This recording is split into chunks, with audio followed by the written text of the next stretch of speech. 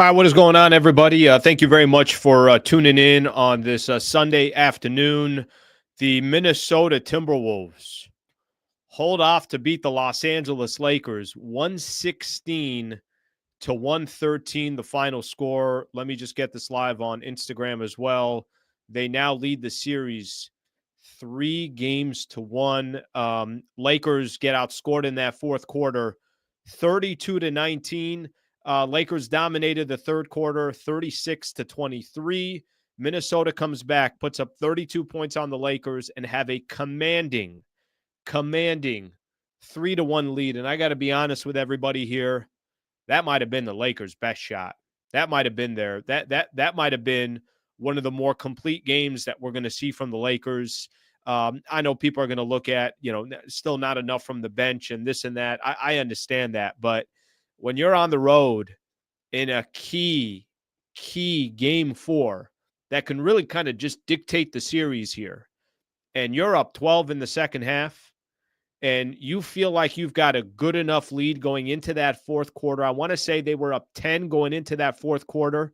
I don't know if you're going to see a better performance from the Lakers from some of their individual players. Luka dropped 38.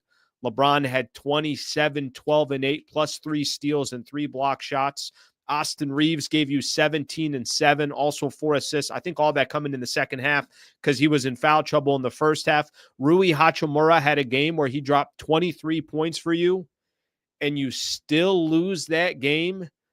That might have been it.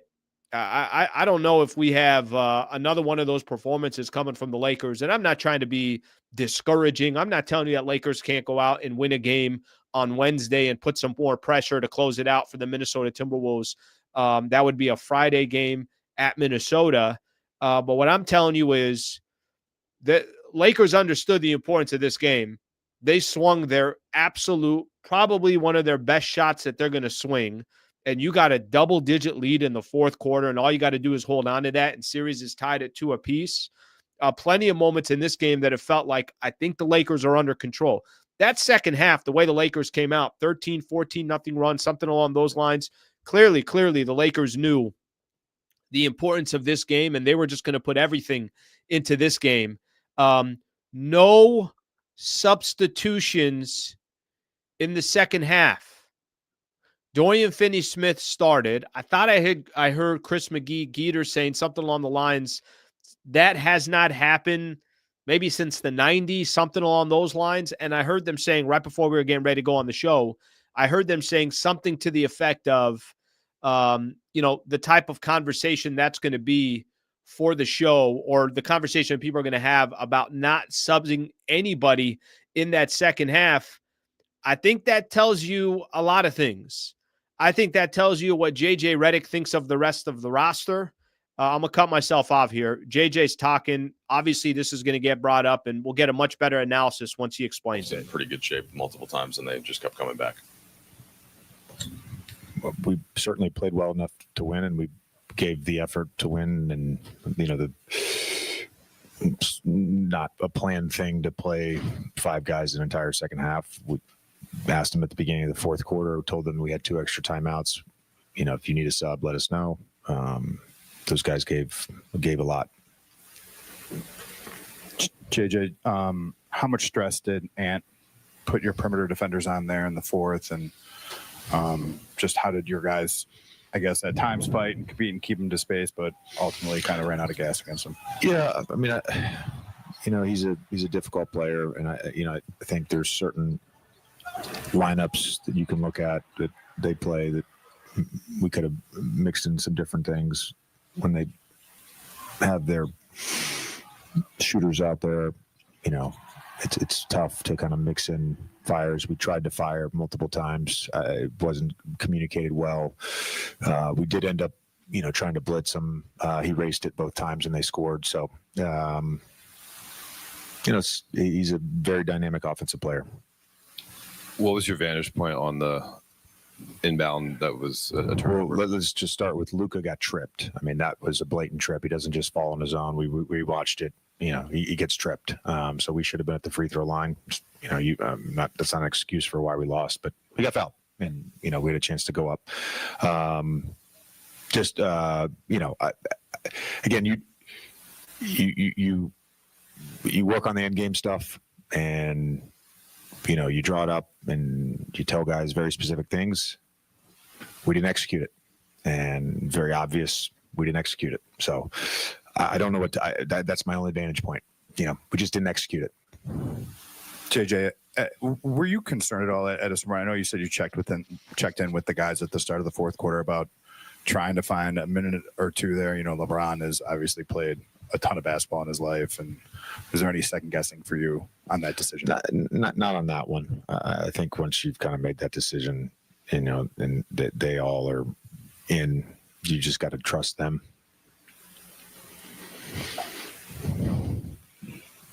I want to play this out here. I want to hear what these guys say. Battle pregame, they got 10 more shots, 18 offensive rebounds, 3 fewer turnovers. How big of a swing factor were those couple of areas? Yeah, I thought we played well enough in the first half. Our first shot defense, we should have been up double figures, and that's instead we're down. That's some turnovers led to some baskets, and then the offensive rebound just killed us in the first half. You said after game one that your team needed to play with kind of the edge and mentality that you guys showed in game two. It seemed like you mentioned the offensive play, but Randall all game kind of was able to be a physical disruptor. What did you make of what he was able to do, and how was he impactful on the game? As a defender, you're talking about? No, just flying around the court everywhere. Oh yeah, no, he's you got to live with some stuff. 22 shots, 25 points. You got to live with some stuff. Did you think his energy though? No, he's been great all series. Yeah. Thanks, Coach. All right, stop it there. Keep things moving. We got a lot to get into. Okay, let's. I'm gonna try to do my best here to kind of pace this conversation and think about some of the different things that JJ Redick said. Let's start with this because I think this is going to be one of the main conversations that comes out of this game. The Los Angeles Lakers did not sub at any point in that second half. I got to be honest with everybody. And I know certain people are going to have a certain opinion on it. I'm not wildly angry that JJ Redick didn't go to his bench. What I will tell you is maybe a couple minutes for Gabe. Maybe Jordan Goodwin gets a couple of minutes. Maybe give guys, just from a timing perspective, a little bit of a breather. Fourth quarter, 6 minutes left to go. Okay, I know I'm going to call timeout in 1 minute. Let me get LeBron 1 minute plus whatever the timeouts, obviously come to it. But I get it. I understand it. The Lakers don't have many reliable players to go to. And the Minnesota Timberwolves are really just kind of exposing the lack of depth that the Lakers have because Jackson Hayes has been a complete non-factor this series. Obviously I could go down the list. Jackson Hayes, non-factor. Gabe Vincent has been a non-factor. Vando didn't even get. How many minutes did Vando even play? Vando is one person that I'd like to see, in the lineup at least a little bit more. Vando got 7 minutes. Vando and Jordan Goodwin got the same amount of minutes. Both players got just 7 minutes in this game. So that just shows you something right there. Where did the minutes go? Dorian Finney-Smith played 41. Luka Doncic played 46. LeBron played 46. Rui played 41. That's it. Those are your minutes. Austin Reaves only played 35 because of his foul trouble that he had in the first half. It's a conversation that we could sit here and have, and should he question it? But this hasn't happened in so long. How do you not make a substitution in the second half?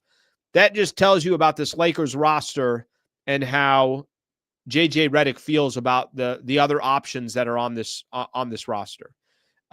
What's crazy to me is they won 50 games in the regular season, locked up the number 3 seed, and there were a lot of guys that seemed to be contributing. And all of a sudden, as we kind of go deeper and deeper in these playoffs, you just see the amount of players that Minnesota can use and the lack of players that the Lakers can use on their end. That to me says a lot right there. And I'm going to say what I said earlier. I kind of get where JJ Redick's coming from. What do you want? What do you want to sub in Jackson Hayes for? What is he doing? The guy literally is not doing anything on the floor. The Gabe and Goodwin thing, I would say, can you get them a few minutes in the second half just to give your guys a little bit of a breather? The answer was no. Our season is on the line. We got to get this win at Minnesota. Look what happened, too. In that third quarter, he didn't make one substitution. Lakers were plus 13. In the fourth quarter, they don't make a substitution. They're minus 13, and Minnesota ends up winning the game. There's a couple things that, obviously stand out in this game as well. Anthony Edwards is superstar. He's a superstar. I have not jumped. Maybe I'm a little bit late to the hype machine on Anthony Edwards. Watching him in these first two games, I thought he was okay. I thought the Lakers did a good job with some of the players around him. When that dude decides, I'm going to bring my team back because we're down double digits in the fourth quarter at home, hits a couple big-time threes. I think hit a three, and then I want to say Luka hit a three and came back and hit another three and said, go ahead and answer again. He's big time. That's you can't use the word superstar status in the league often. Luka deserves that title. LeBron deserves that title. Giannis deserves that title. Jokic deserves that title. There are players in the league that are superstars. Ant's a superstar. That's a big-time performance. Smell blood in the water, know how important of a game this is. And really, the way you look at this was the Lakers, one of their more complete games all season. I'm talking about against Minnesota. This was one of their more complete games. This is a game Lakers supposed to win. If I'd have told you before the game started, if I'd have said, okay, guys, Rui dropped 23 from the Lakers. Bron gave you 27, 12, and 8. Luka, 38 points in this game, and Austin Reaves, 17 on top of that. The only conversation any of us would have been having is, by the way, Dorian Finney-Smith, 6 points, 8 rebounds, and 6 assists.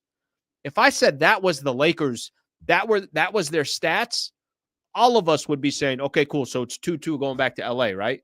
So Lakers tied up the series. Okay, the game's going back to crypto, and now it's a 3-game set. And Minnesota still won the game. I mean, I'm not sure what else the Lakers can do at this point. And I'm not telling you they were perfect. I'm not telling you any of that stuff, but haymaker for haymaker, Lakers should have won this game. I agree with obviously I agree with, I'm watching the highlights right now, and I just want to see how big of a lead did the Lakers have towards, in the fourth quarter where things kind of just started changing here. I mean, Lakers 14-0 to start that third quarter. Kind of now we're winning by 7 to 10 points, it felt like, for most of that third. I just want to see when they actually make a run. But Lakers here, watching it.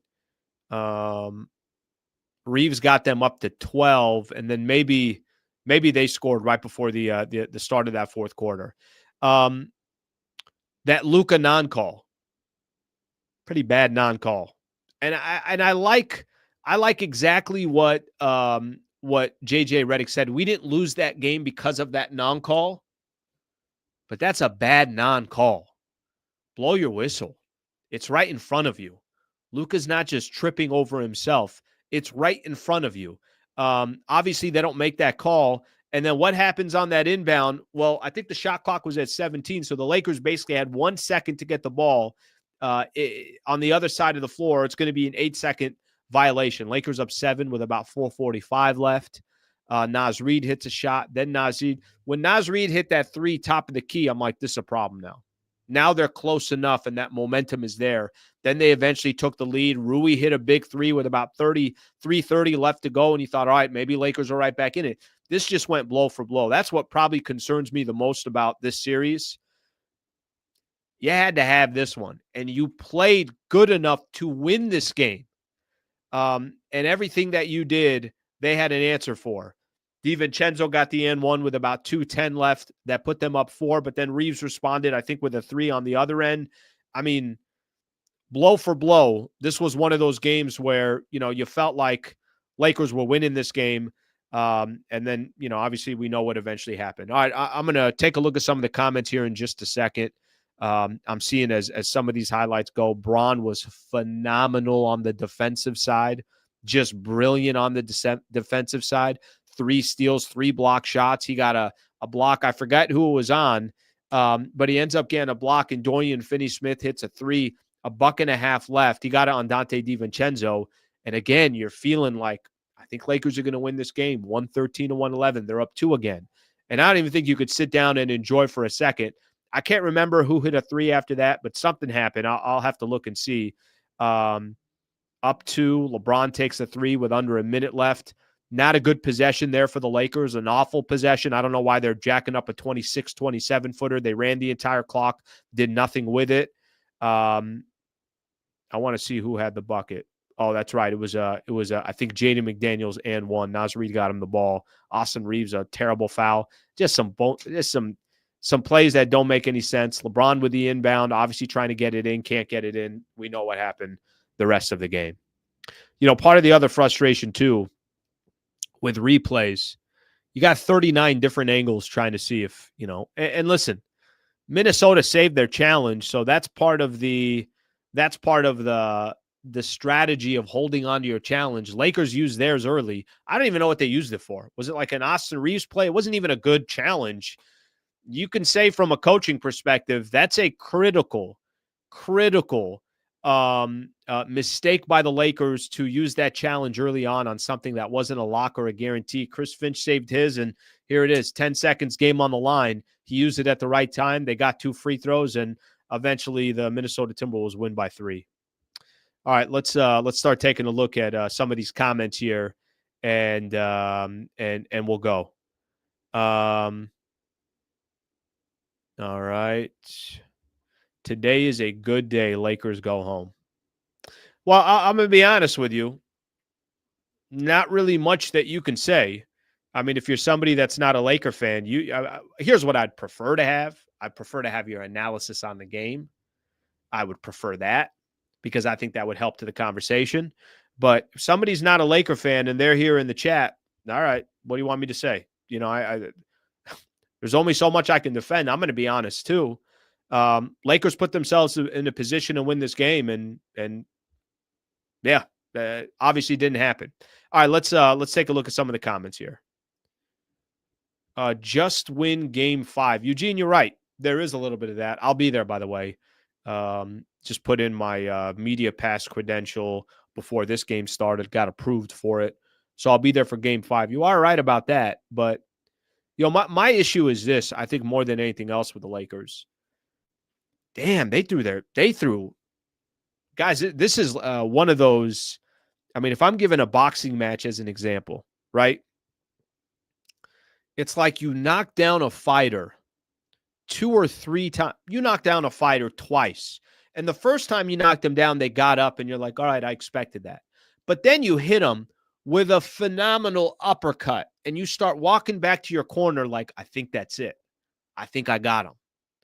And the next thing you know, you turn around and this dude, 7, 8, 9, gets back up.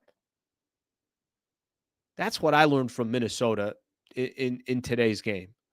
I learned in a game that they probably, I don't want to say shouldn't have won. They obviously earned the game as well. I mean, they were leading at halftime. Lakers obviously threw everything at them in the second half. But that's one of those discouraging moments. It's like we threw all of this at them and they still got up. You're right. Just win game 5. But it's going to be difficult, to look at this series and see the way. Now we got data. Now we have plenty of sample size. I think after game 1, it's like, all right, well, what's the feel out process? What's it going to look like? After game 2, it's like, all right, not perfect, but they won game 2. Game 3, we got 4 games of data now. The 4 games of data show JJ Redick has literally no confidence of, he's got a 12-man roster. He's got confidence in 5, maybe 6 guys at most. Minnesota's got confidence in a lot of players. Anthony Edwards is putting his foot down and trying to tell everybody, I'm the best player in this series. That's how good Ant has been this year or this series. All right, let's see what we got here. Lazy Daisy. Darvin Ham, JJ Ham did more with less. Yeah, I don't know what you guys want me to tell you. If game to game, we say JJ Redick should be candidate for coach of the year, and then Lakers lost, obviously in this game against the Minnesota Timberwolves. And if it's all of a sudden Darvin Ham is better. All right. That's on you guys. You guys can run with that. I'm going to go ahead and stay with JJ Redick. You can have Darvin Ham. Why start Hayes if he's never going back in? That's why they didn't start him in the second half. Slotting ain't easy. That's why they didn't start him in the second half. I think I could answer your question right here because it's a good question. Well, you're going to start the guy. Is he ever going to check back in? No, he's not. I think the only reason why they were starting him is just to kind of comp some of those Gobert minutes. But Gobert, what Gobert do today? I mean, so far in this series, he has not been much of a factor. Today, more of a factor. 10 rebounds. Only 5 points, but 10 rebounds. I don't know if he's had a game so far in this series where he's been double digits from that perspective. I don't know if he has. Let's keep going. And I'm going to be keeping an eye out here. I just want to see. By the way, thank you. Whether I agree, disagree with any of your comments, I appreciate you guys throwing in the supers. If you're just throwing in comments, I'll get to those as well. I'll do my best.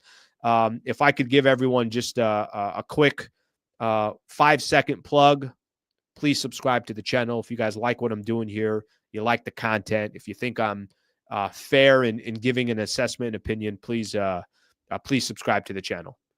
All right. Play of the game, Spectrum. I don't agree with that. They're showing a Laker highlight. That's not the play of the game. Dorian Finney-Smith hit a 3. Lakers went up 2. They lost the game. That's not the play of the game. I think there's something else that obviously it could have been the and one from Jaden McDaniels, whatever it is. All right, let me get Austin Reaves in the mix here.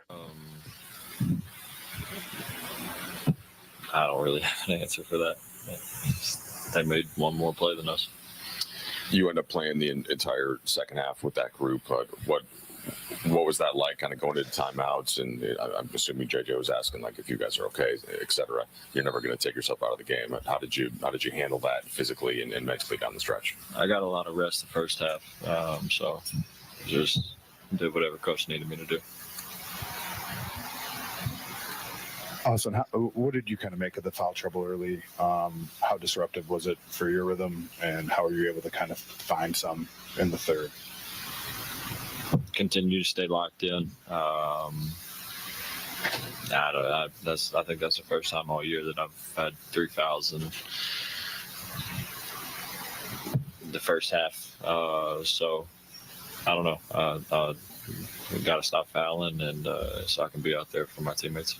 You guys are down 3-1, but you leave Minnesota knowing that you were tied with 4 minutes to go in game 2 or game 3. I'm sorry, obviously up 10 to start the fourth tonight. What has been the difference late in games here in Minnesota, and does this still feel within reach for you guys? Yeah, I mean, anytime you have an opportunity to go lace them up and play again, you're not out of it. A lot of these, games besides, game 1, 3 and 4 could have easily went our way if we made a couple more plays down the stretch. But we didn't. Dug ourselves in a hole, and, the sun will come up tomorrow, and we still got another, day to fight. Something to keep in mind here. Minnesota is one of the worst clutch teams left in the playoffs. They were not good in clutch time. They were clutch in game 3 and clutch in game 4. Chance of going in when you let it go. Yeah, once I shot it up, it felt good. Had to get it off kind of quick. Didn't exactly know where the game clock stood. Good pass. If I'm put in that situation again, I'm gonna shoot it again, and I have confidence in myself to make it. Just didn't make that one. All right, final one on Reaves. At least to start the game, it seemed like you guys made an effort to, after a 30-point game on game 3, slow down McDaniels. What did you, is there anything encouraging that you can take away from, the start defensively in that sense? And what needs to carry over to game 5 in LA? You just got to play him straight up. He's a good player. He's not just a defensive guy. If you give him opportunity on the offensive end, he's 6'9", 6'10", wingspan, probably in the 7 foot. Can get downhill, finishes the ball well around the rim. You got to, keep him in front and don't let him touch the paint. So I felt like we did a good job of that early, and then to carry over. Same stuff. Just got to play harder. We got to end quarters better. And obviously the fourth quarter tonight got outscored 13 or whatever it is. And if you have a lead going into the fourth quarter, you got to maintain it. All right, that's Austin Reaves right there. Lakers, obviously, you guys see the hole that they're in, down 3-1. Obviously, a lot to do for the Lakers, a lot to figure out.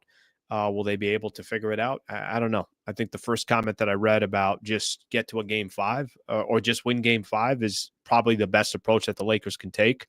A lot of comments to read off here. So, and I'll probably go. We'll go as long as we need to go. We're definitely going to hear from Luka. We're definitely going to hear from LeBron. If there's any other players that talk that Spectrum throws up there, I'll spend some time with the questions and comments and everything else. So we'll do all that.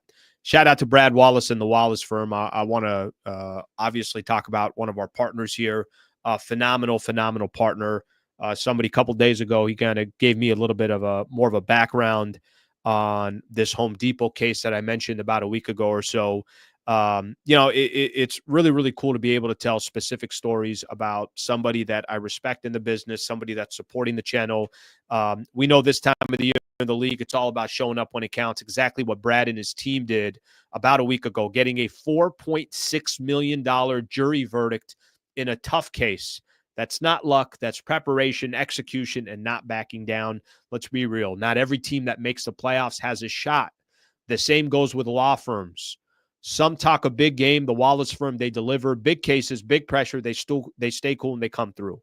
I just want to explain to everybody, and the reason why I give the Home Depot case as a good example, it's as good as it gets in the state of California. He can represent anyone in the state of California. WallaceWins.com/Sliwa. WallaceWins.com/Sliwa if you want a free consultation. And I can guarantee you that he can help you if you're in a position or a situation where you do need an injury attorney. And like I said, he's one of the best in the business, represents all the state of California. So thank you to Brad Wallace for his support of the channel. And thank you. I'm sure I'm going to probably get a couple texts from him that will be angry and animated as, of course, he's a Laker fan as well and probably frustrated like everybody else at this loss. All right, let's take a look at some of the comments here. Let's see what Instagram's got to say. Every time Luka came up the court, he was double-teamed, and it made him uncomfortable. Probably nothing he's never seen before. Not having that lob threat hurts. No question about that. Let's see what we got here. Let's see another one. Well, if you keep helping the guy up, of course. All right, maybe that has to do. Another guy here says Celtics are going to win the finals. Only positive thing, Lakers fans found something without Hayes, but not by choice, right? Like this is kind of, by the way, Instagram, I appreciate you guys throwing in some comments here. This is not by choice. This is, Lakers don't have the luxury of anything anymore. They're just saying, hey, we're going to play our entire we're going to change the starting 5 in the second half, and then we're just going to go ahead and not make one substitution. That's crazy. And I'm not telling you even that I disagree with it. All right, Carson says, I'm heartbroken. Don't understand how a team with Luka and LeBron can be a first-round exit. I'll tell you how that can happen. Do you have a complete team or not? I thought the only devastating thing that can happen for the Lakers once they locked up that number 3 seed and once they got to 50 wins and they got that week plus of rest and everything else, I was like, all right, well, just, you can't go out in the first round. They're a game away from going out in the first round. So that obviously has a lot to do with it as well. I think for those who were starting to put in there about the team and the roster and everything else, listen, I get it. When the Lakers traded for Luka, nobody was really high on how far the Lakers can go this season. We all know that that's going to be predicated on what Pelinka and the Lakers do in the offseason. If there's one positive thing that I would tell you is you're not really getting sold on you're not getting sold on it's not fool's gold. That what you're watching right here is kind of the Lakers. So if you are Pelinka and JJ Redick in that front office, clearly teams are exposing you. I'm gonna go back to something here. Series ain't over. It's 3-1. We'll see what happens in Game 5. That's all the Lakers can do now is just try to win Game 5. But I remember how much what Amin El-Hassan was getting in from this channel, from Laker fans, right? He was very critical. Now, the timing of what he was saying was like, Amin, Lakers are playing really good basketball. No. They found a way, even with a smaller lineup, to still be successful on defense and everything else. He's like, look, come playoff time, I don't know if that's going to work. I don't know if that's going to work out in the Lakers' favor. I even told him that. I saw him at, I think it was Game 2. I was like, all right, well, what you said at least held for one game. Here we are 4 games in. And, obviously the size and the rebounding has certainly hurt the Lakers. All right, let's take a look at some of these comments here. We got a lot of passionate Laker fans here.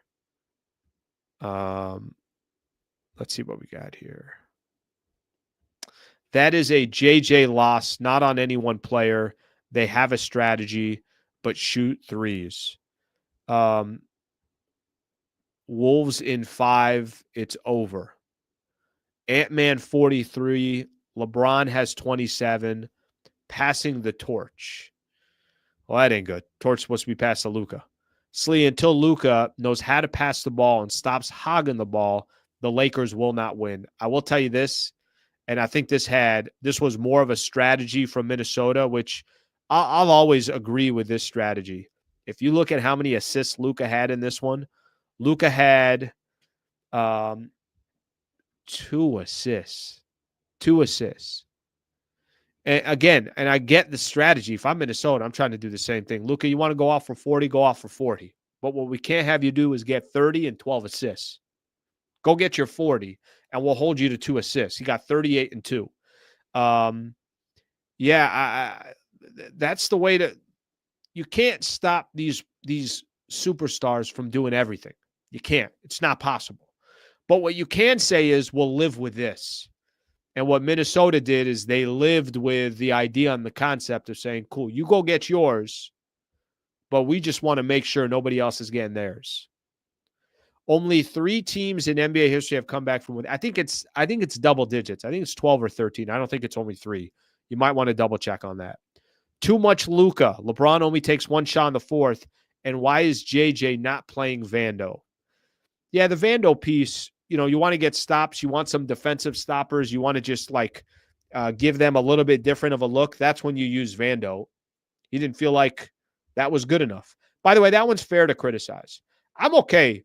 I just want everybody to know this. You're obviously taking a huge risk by saying I'm not making a substitution in the second half. If you win the game, maybe you're going to get praised for it, and people are going to say, wow, look at that. He just decided he's not making any changes, is what it is. His players said, don't sub us out, and you get credit for it. When you lose, the other side comes with it too. The other side with the territory comes with it as well. And that territory is, well, you don't think your guys were tired in the second half? They were outscored by 13. You don't think you could have used a little bit of a blow for LeBron or for Luka? You don't think you could have put in maybe a couple of defenders like Gabe Vincent and Jared Vanderbilt, who that is their strength is defense? You gave up 32 in the 4th quarter. I think there's a lot of, obviously places that we could take that. All right, let's take a listen. Luka on a mic after the Lakers lost. Losing and being down 3-1 as you go home. How do you process that as an individual and as a team? It's definitely disappointing, but nothing has lost. We haven't lost nothing yet. First win, 4 wins, and we just got to still believe. And we know that you were not feeling well last game. Can you take us through the last couple games, or last couple days, and how you felt and how you're able to respond for today? Yeah, mostly laying down, just not doing anything, just trying to get some rest. Today I felt better. There's no excuse not winning this game. Luka, you guys were tied pretty late into the game in Game 3.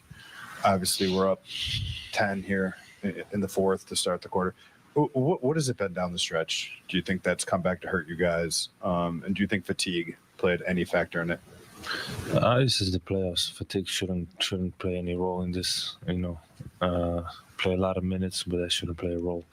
I think they just executed better on the offensive end during the last minutes. JJ said he thought you were tripped in the final minute. What was your kind of take on that sequence? What do you think? I got tripped or no?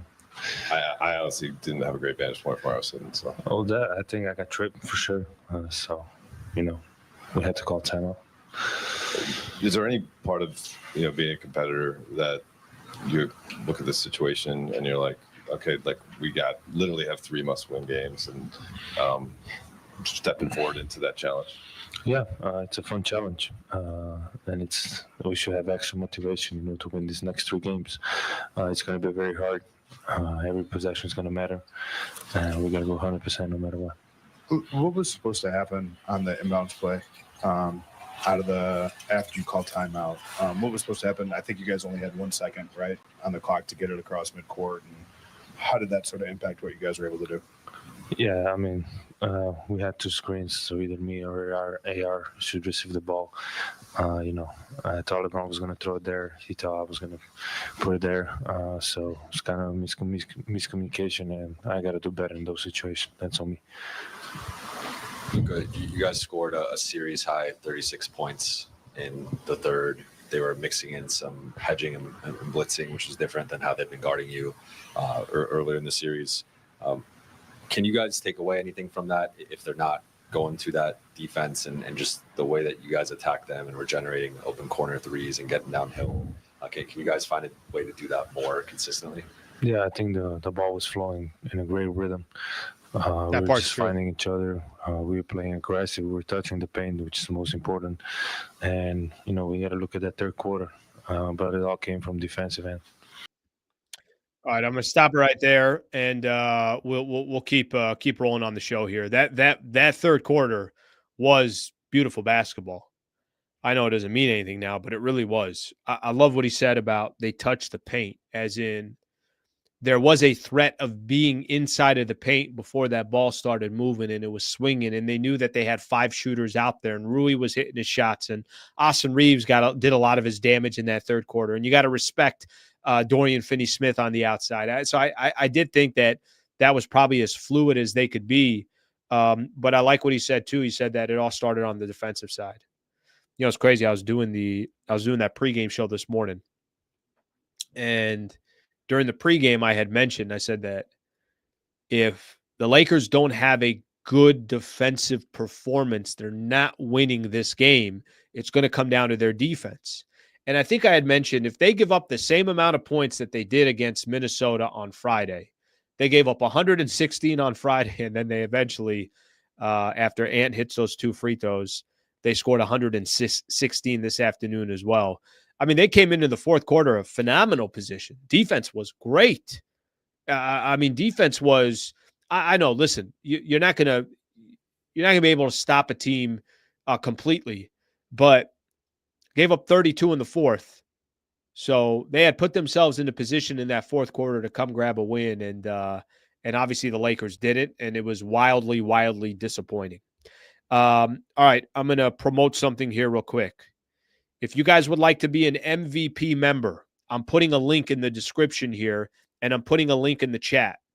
You're 1 click away from joining. It's $3 a month, and it's just a great way to support the channel. I do live content just for members. I try to kind of get you off of just basketball. We talk a little bit of everything. We talk about the channel, maybe make it a little bit more personal. So I'm putting the link there. If you guys want to be an MVP member, it would be phenomenal to try to get as many members a part of this as well. So thank you for being a member. Thank you to all those people who have gifted members in the past as well. They were gassed. Wolves versus OKC. You're in the wrong bracket. The winner of this series plays Golden State or the Rockets, or maybe I'll just call it. I'll call it the Golden State Warriors, because if you're Houston and you cannot beat the Golden State Warriors without Jimmy Butler, yeah, that looks like that's going to be easy money for them. Sliwa, will the channel go on after Wednesday? Yeah, I mean, I'm at minimum, still going to be doing the show through the playoffs, through the NBA draft, and through free agency, and probably through summer league as well. If I take some time off, it's going to be, past that moment. Let's see what we got here. 1, 2, 3, Cancun. Somebody's asking for some other extracurricular activities. Okay. All right. Let's keep going. Let's keep going here.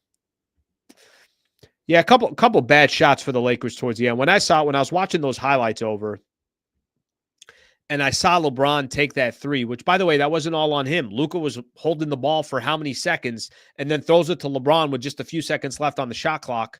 They were in desperate need of a good possession right there, and they didn't get it. And that was a killer too. They had some moments under a minute left. We can't just say, well, Luka didn't get the foul call. They had some moments as well. They didn't come through. All right, let's go back to some of the supers here. I know we got a lot to get into. Northborough AS. Luka sick game 3 was bad. Used up a great level Braun effort for nothing, and you pay the price in game 4. Well, LeBron was really good today as well. LeBron, 27, 12, and 8, 3 steals and 3 block shots. I should be talking about in this postgame how brilliant Braun was this afternoon. That's what I should be talking about. And how great he was on the defensive side. And by the way, anybody in here that wants to throw in the comments, people are just going to hate LeBron. Go ahead and hate LeBron. Go ahead and feel free to do whatever you want. Honestly, those opinions mean nothing to me, zero to me. If you can't give this man his proper credit in games like he had in game 3 and game 4 at 40 years old, I don't care what this man does. You're never going to give him credit. I love how people make it sound like Kobe never missed a big shot, or Magic never missed a big shot, or name any other player that you want out there. The negativity LeBron gets, honestly, I don't even know if I can even look at any of those opinions when it comes to the negativity that goes towards Bron. He's one of the greatest to ever do it. And I'm not even one that kisses LeBron's ass. I don't even care. I like watching games individually and separating them. If you're hating on LeBron for 27, 12, and 8, stop watching NBA. Just go watch something else, because you just hate the player rather than hating the game. I don't even know what to say to some of these comments that are out there, and people saying, well, Kobe would have done this, and Kobe. What does that have to do with this game? What does it have to do with this game? What does it have to do with LeBron? Completely two different players. It's such a lazy opinion and thought. By the way, I didn't even know I was going to get triggered off of that. I just got triggered off something I had no idea I was going to get triggered off of. But the hate on LeBron, you're not an NBA. You're not a basketball fan if you're hating on LeBron. Now, if you got personal stuff, I don't care about that stuff. I'm watching what's on the floor. And when you're playing small, you got to put 2 on Rudy. And, he did a good job of, being disruptive on the offensive glass. But, yeah, it definitely gave us I feel like it gave us a little advantage that third quarter. And we just got to lean our head on that, stay positive, and win one game at a time. Dorian, I think there's only been 13 teams in NBA history to come back from a 3-1 deficit. What characteristics have you seen from this team that lets you believe or puts belief in you that you guys can accomplish that? Well, I seen Bron do it already. But no, we still feel like we can win this series. We just got to win one game at a time. Obviously, we put ourselves in harm's way, but we got to figure it out as a team. A look at the remaining series schedule. We got game. I'm late on this. Did not see they were already going here. Okay, let's take a look at some of the comments, and we'll keep things going here. All right. By the way, Northborough AS, I wasn't referring to you when I said some of the haters in the comments here. Listen, let me put this here. Let me kind of go back to what I was finishing off there. I'm not even genuinely, I'm not a LeBron stan. I'm not. I'm okay with criticizing the man, and I think there's times to criticize him. But when I see, something like He has an unlikable personality. What does that have to do with his 27, 12, and 8, 3 steals and 3 block shots? Now, you could be rooting against him, but you can root against him, but you got to give him credit when credit is due. That's all I'm saying. That's all I'm saying. Okay, here's another one. Yeah, but he should have drove to the basket. You're right. He should have drove to the basket. Why is Luka dribbling the ball for the entire shot clock and then throwing it to LeBron with 5 seconds left on the shot clock and he's got to jack up a 3? Maybe because LeBron played 46 minutes in this game that he thought, I don't know if I could get to the basket right now. I'm going to rely on a 3. Okay, how about JJ Redick? You got a timeout under a minute left to go. That's a very, very important possession. Why'd you call timeout and come up with a play?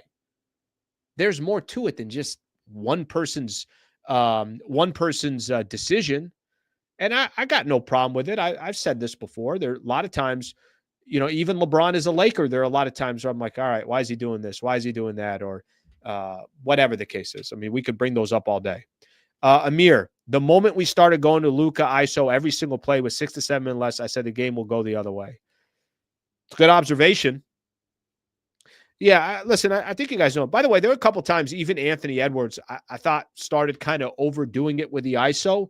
I'm like, oh, no, that's a phenomenal advantage for the Lakers. ISO ball doesn't work. ISO ball works for a possession every once in a while. But if you got a team or a player or a squad that's reliant too much on ISO ball, I'll take my chances with that any day of the week. It's not a winning strategy, period. Amir, thank you for the super, brother. I appreciate it. Northborough, thank you. A couple other supers earlier. Rich, refs should be held responsible for not being on their A game as well. One call doesn't win or lose it, but in a close game, it can. Need a better system will hold them accountable. You guys watch Knicks and the Pistons? That series was just decided this morning off one play. Tim Hardaway Jr. did the exact right thing you should do in the corner, pump fake, draw contact with Josh Hart. Refs swallowed their whistle. Pistons are now down 3-1. They were down 1 point. If Tim Hardaway gets 3 free throws, he's hitting 2 of those, and they're going back to New York tied 2 apiece. Then it comes out, the referees in the system of them making a mistake. I think the crew chief, whatever it was, I don't know how that all works, comes out and says, yeah, we screwed that one up. We made a mistake. All right. So you're just going to admit you made a mistake and that's it. It's over. I don't need to see any more replays, to be honest with you. I don't want to see any more replays. I think I've seen enough of them. But, yeah, I don't know what the system is. The LeBron turnover and 0 points in the fourth are much more egregious than anything the refs did. Sure, how about his block shots and his plays on the defensive side of the ball as well? 40 years old, 46 minutes in, and you guys want to point the finger at him. Feel free to do it. I don't have an issue with it. I just disagree. So that's what's important. Just so many big plays down the stretch. Did anything particular stand out to you, LeBron, in this one, as to how Minnesota was able to prevail? Yeah, I mean, it was just big play after big play, and they made a couple more plays than we did, obviously. LeBron, you guys leave here without a win, but you guys were tied with 5 minutes to go in Game 3. Obviously, we're in position to win this game. Why do you think they were able to pull away late? And does the fact that, in terms of a problem-solving thing, does it still feel like this team is close to breaking through against them? They won the game, but it wasn't like they completely pulled away. I mean, they won the game, but they just made a couple more opportunities. I think obviously Ain't got it going in the fourth. I thought Nas' minutes in the fourth was huge. He had we were trying to hold him off, and he had a good post up with a left hand jump hook, and he came back, with a 3. Every time we were trying to push the lead up, and obviously I think Jaden had a couple good plays as well down the stretch. Obviously, one of the most important ones was the and-one late in the game. We had opportunities to win. We just couldn't close it. You've said before that you prepare yourself to be able to play as close to 48 minutes as possible. You've literally done it in a playoff game before, but JJ played the entire group all 24 minutes of the second half. what's the feeling like expending that much energy in a playoff game? And then do you think there's any correlation between your guys' offensive numbers in the fourth and not getting any rest? What was our offensive numbers in the fourth? I mean, I could see the 19 points, but what was our offensive numbers in the fourth? 3 for 17. 5 for 18, 5 from the field, 4 for 12. Yeah. I mean, we had some really good looks. I mean, Luka missed a point blank layup, to put us up 7. I missed a point blank layup to put us up 4. We had a couple of opportunities. I don't think fatigue had anything to do with that. We just missed some point blank shots. We were getting into what we wanted to get into, and we just weren't able to convert. LeBron, oftentimes in games like this, we'll focus on the final quarter, final few minutes, but they outscored you guys, I think, by 6 to close the second, and then by, I think, 6 also to close the first quarter. How critical were the end of quarter moments preventing you guys from having an even bigger lead, or having a lead rather? It was very crucial. I mean, in a postseason game, closing quarters is very crucial. And obviously, first, second, and fourth, we didn't do that. We did a good job in the third quarter, but the first and the second quarter and the fourth quarter, obviously, we weren't able to close quarters. So, that's definitely challenging for us for sure. All right, I'm going to stop it right there. We'll keep going on the show here. There's a ton of comments I still want to get to. I want to go back to EMD on this one, the turnover, the 0 points in the fourth quarter. I think we just have a different view on it. I thought LeBron did what he needed to do to try to steal a game in Minnesota. And I thought the Lakers as a team should have won today's game. And if you're just looking at a turnover and 0 points for Bron in the fourth quarter, you should also point out what he was for the Lakers defensively, the steals, the block shots, and some of that as well. I don't think you can pin this game on one person. I really don't. And I'm definitely not pinning it on Bron. My opinion there. But I appreciate the super. Philip, season over, Slee. Even if they come back down 3-1, Lakers will be limping into the next round with no depth or rim protection. It's a good point. I would just tell you that it's impossible for me to look at the next round. I'm still locked in on they got to win game 5 and not have the series end on their home floor, which, by the way, Minnesota already took one in LA in game 5. And I'm curious, what is the energy level going to be from the Lakers? Can I tell you something that we're not going to talk that much about that I think needs to be emphasized as much as possible, as much as humanly possible? Why did the Lakers just give away game 1? How do you walk into a playoff series, a 7-game set? You're not as physical. You're not as hungry. You heard them say that, we almost treated it like a regular season game. I mean, the tone was set from game 1 for the Lakers. And you can't just give away games. Think about the 4 games that the Lakers have played right now. They handed over game 1 with no fight at all. Game 2, they kind of, barely held on to. Give Lakers credit in game 2. That's fine. You had that lead. That's fine. Game 3, it's a tie game with a few minutes left to go. You get outscored 13-1. And game 4, you have a double-digit lead going into the fourth quarter, and you blow that one as well. You don't think game 1 was critical? You don't think you could, just kind of setting the tone for the series? Game 1 was so huge. They just kind of like it was nothing. And also, I think the other thing to look at, and that's why, game 5 as well, is it's no lock or no guarantee. You threw haymakers today. And when the boxing match ended, you look up and you're like, we lost 7 rounds to 5. We still lost. We landed some good blows. We connected. We felt like we were in control. After 9 rounds, we felt like we were in control. And we lost the 10th, 11th, and 12th round, and we ended up losing the fight. That's got to be discouraging as hell, if I got to be honest with everybody. Get another one in here. EMD, thank you, brother. I appreciate the supers here. We can disagree all day long. And I'm okay with that. I prefer that, but not prefer that, but I like the kind of back and forth conversation. But I do appreciate the supers. JJ thinks he's smarter than everyone, so he won't take notes from other coaches' adjustments. He uses reverse psychology a lot.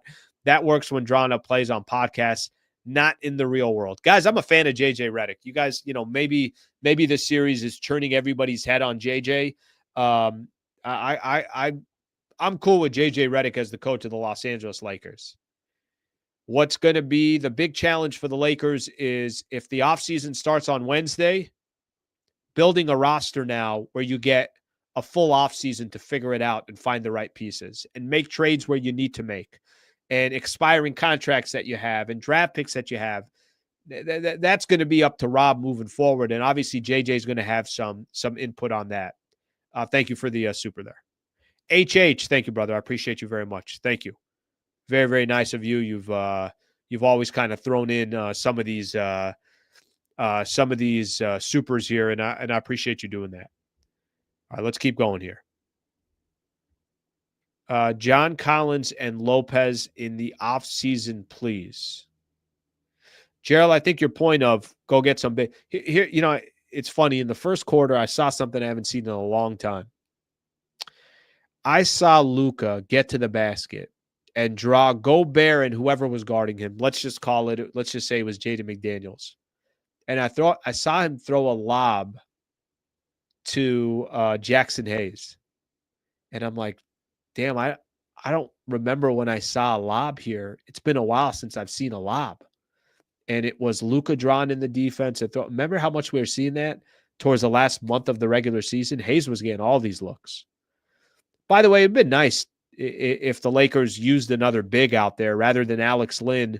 I didn't like some of those two-way players that the Lakers could have Trey Jamison III. That's just one example. Koloko, if you want to use Koloko. I thought they should have put another big on their roster. I didn't understand why they didn't do that. And obviously, Alex Lynn has done nothing for them, nor will they ever even go to him. So I meant down 1-3 in the first round, only 3. Go back to this. All right, I appreciate the supers here, brother. I'm not sure if I understand completely what that is. The ISO ball kills me. I'm with you on that. I think there's a lot of people that are not, fans of ISO. I'm not a fan of ISO as well, but too much ISO in the fourth. Okay, I'm gonna go to everybody's comments here in just a second. Let me just get through these two supers here, and then I'm gonna start looking at all the rest of the comments as well. So if you got some comments you haven't been able to chime in, get them ready for me, and I'll try to get to them. They don't have to be supers. Last 3 possessions: Bron missed a 3, LeBron turnover, LeBron foul, LeBron 0 points in the fourth. There's some analysis for it. Okay, then you know what? LeBron lost them the game. That's it. Then LeBron lost them the game.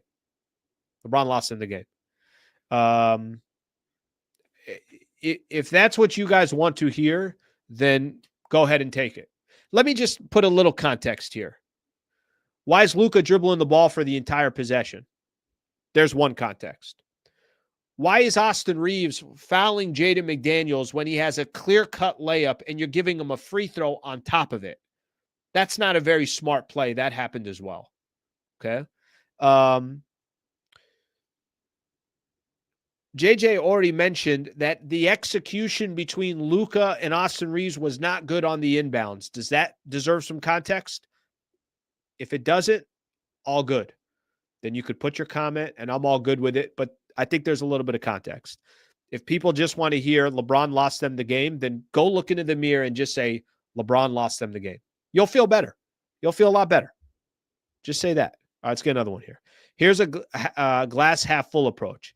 If I'm in that, by the way, thank you for the super. I appreciate you. Amir, here's that glass half full approach. If I'm in that Laker locker room, we can have a game 7 at home, one game at a time. Yeah, I want to see what Lakers team comes out. And frankly, I think tonight is a good example, or today's a good example. You could throw some of your best punches at Minnesota. They're right there with you. Julius Randle, another 25-7.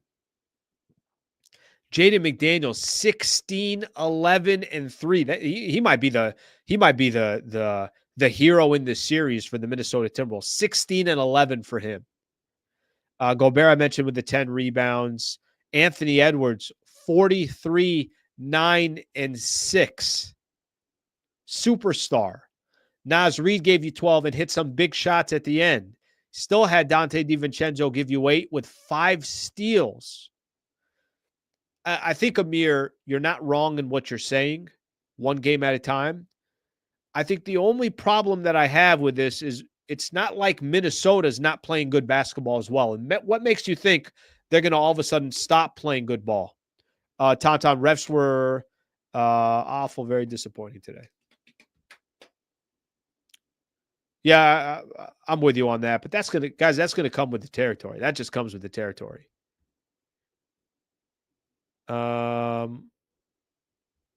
We got no dogs on the bench. Got no dogs on it. We don't have a bench.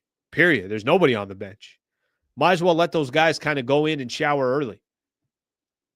If I'm JJ, fourth quarter start, I would have just said, fellas, listen, nobody's using any of you guys the rest of the way. Get in there, go shower a little bit early.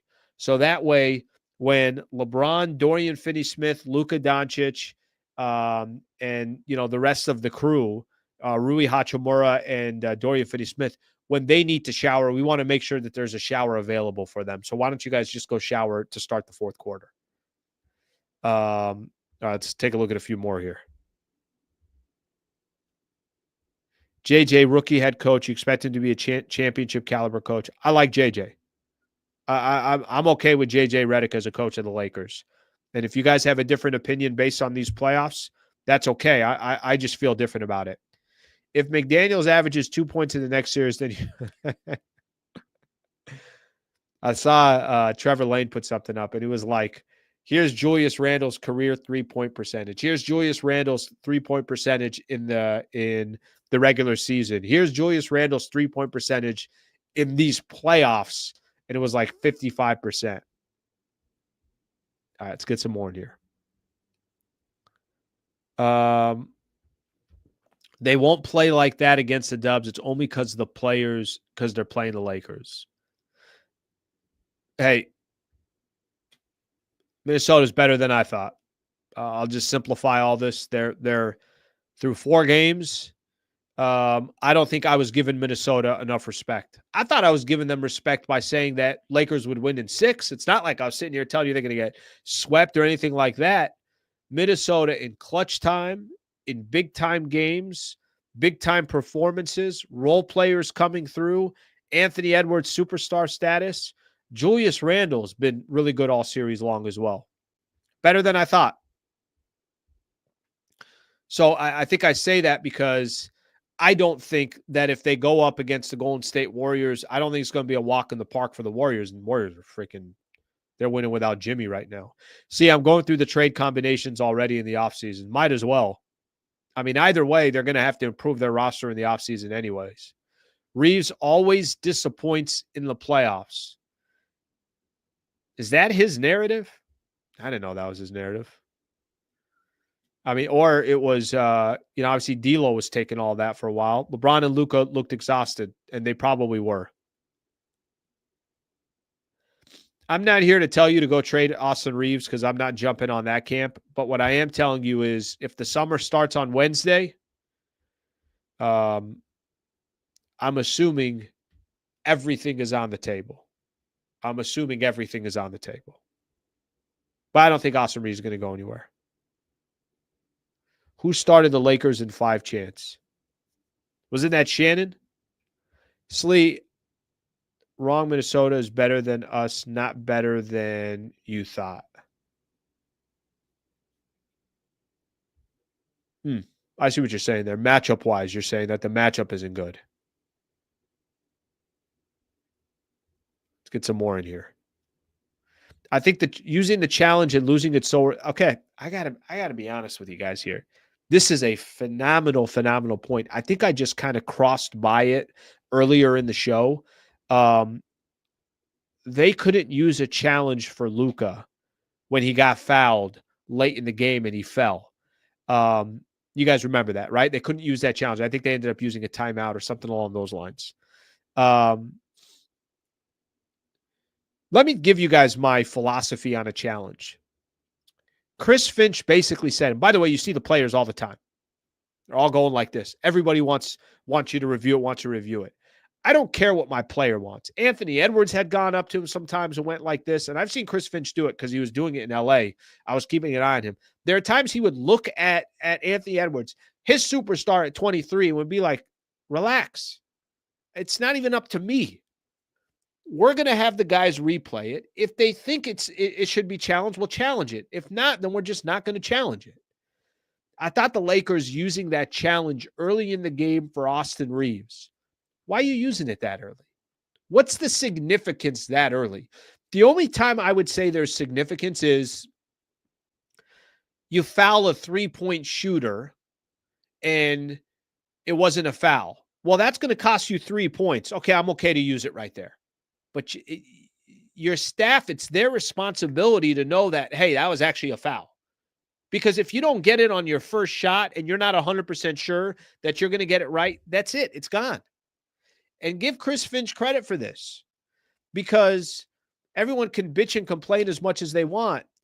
Anthony Edwards drives the ball to the basket, end of game, looks at the referee, is like, the dude hit my wrist, challenge it.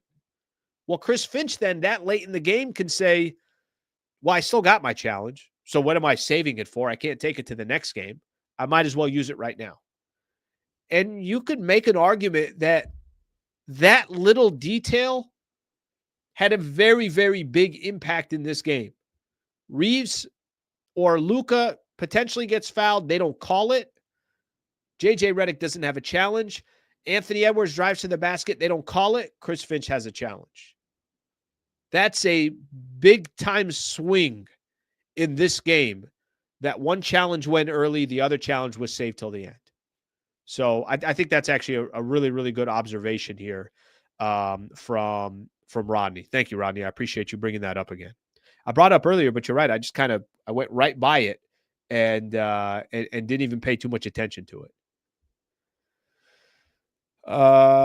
Nas, man, he's a killer. Wolves in 5. You might be right about that. We'll see what happens. He is a killer.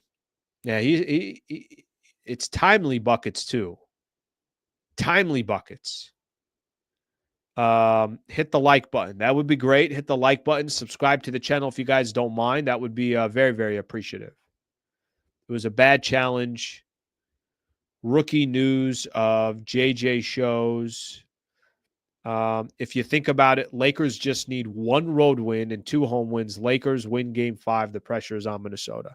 Matthew, you're not wrong in that. I'm honestly, like, if I'm being completely honest with you, you're not wrong in that all you got to do is win game 5. You're right about that. But I don't think that's, sometimes you feel like a team might relax. Tell me where Minnesota's relaxed this series. The only time they relaxed the series was game 2, first quarter. After that, they've kind of been putting the pressure on. So I expect a dogfight coming up again in game 5. But it doesn't matter how much you win by. Win by 40 or you win by 1. Just get the W and move on. That's literally all that matters. That's it. There's nothing else that matters from that perspective. All right, this just shows you how long the post-game show is going. They're replaying the JJ interview. So we don't need to hear that again. All right, let's take a look at a couple more comments and we're going to call it a day. I'm going to go enjoy the rest of my evening, go have some dinner, and go from there. Laker fans only watch Laker games and don't realize other teams are good. Even Sliwa said the Wolves were trash. Exactly, Jay. That's what I said. The Wolves were trash. Yep, for sure, man. For sure. You know what Jay does? He just makes up comments and puts them in the comment as if I said that. So how about this? Other Laker fans, go watch the games and give more respect to other teams. And how about Jay? You actually get quotes that actually come from my mouth. That would be awesome too. That would be phenomenal as well. That would be phenomenal. All right, let's see what else we got here. By the way, you can't say a team is trash if you say they're going to get 2 games on your team. Clearly, they're not trash. Trash was Memphis. Memphis was trash. And they were. Look at the way they played. By the way, I love doing this. I just want to tell you guys, I really genuinely enjoy doing this. And I have no problem with people disagreeing with me or any of that stuff. That's okay. But let's just kind of have sort of normal conversations here. All right, winning game 5. At least we are being optimistic. Go get game 5. We got a couple of days before we get to game 5. By the way, game 5 is not until Wednesday. So if there is anything that actually benefits the Lakers, it's going to be that. There's going to be at least some time where the Lakers do get a little bit of time off, and then they could, obviously come back from there. See, did I miss anything here? Appreciate the way you're approaching this chat, Rich. Thank you, brother. Listen, I get thrown. I was doing it on radio for how many years, taking calls left and right. We could take bullets. Bullets can come from every direction. We're accustomed to that. And I don't mind this. Listen, people are going to have certain opinions and the whole thing. And I obviously try to be as respectful as possible to everybody, but that's part of the gig, and I don't mind doing it at all. All right, my people, I appreciate you guys hanging out. What did we go? $110. I'm back on tomorrow morning at 8 a.m. We'll keep this conversation going. Obviously, a lot to get into. Dust will settle. We'll come back. We'll have the conversation. I'll enjoy doing it with you guys again tomorrow. The Minnesota Timberwolves win again. They sweep the weekend. They win on Friday. They win on Sunday. Take my prediction of Lakers in 6. Put that out the door. Take my Lakers are going back to L.A. tied 2 apiece. Take that out the door. Wolves over the Lakers 116-113. They lead the series 3-1. I will see you guys tomorrow morning at 8 a.m. Thank you for being a part of the show. Please subscribe to the channel if you guys don't mind. Thank you, everybody.